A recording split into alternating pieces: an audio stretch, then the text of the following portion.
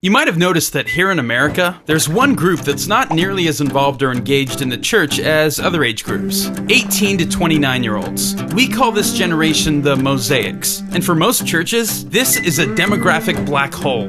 Just how big of a black hole? Get this: 59% of Mosaics with a Christian background drop out of church after attending regularly as a teenager. Now, on the surface, this doesn't seem like a new problem, and in some respects, it isn't. People in this age group have left the church in droves for decades, but historically, many come back.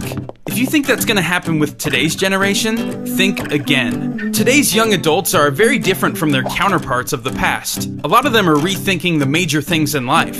Stuff like whether or not marriage is still necessary, or if the church really matters. What's strange is, the majority of these dropouts actually still consider themselves Christians. They're big fans of Jesus, just not the church. Every Mosaic has their own unique reason for leaving the church, but ultimately, they all point their fingers at the Christian community, and what they're saying is, "You lost me." Now, hold on. You lost me? Isn't that a little harsh? Well, maybe, but what a person really means when they say that to someone is, "You're not making sense to me."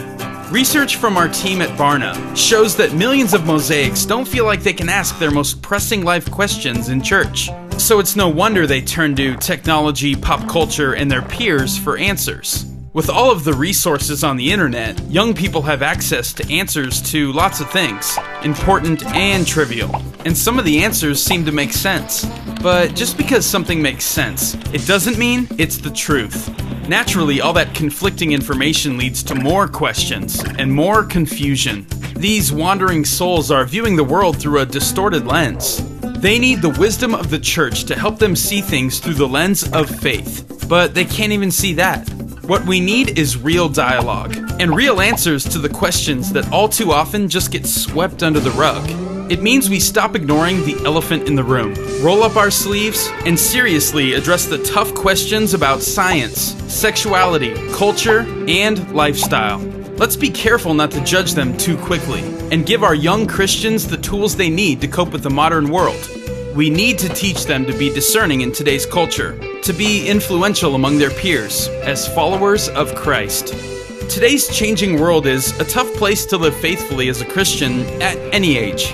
But if we're gonna change the world together, we can't afford to let another young person say, "You lost me."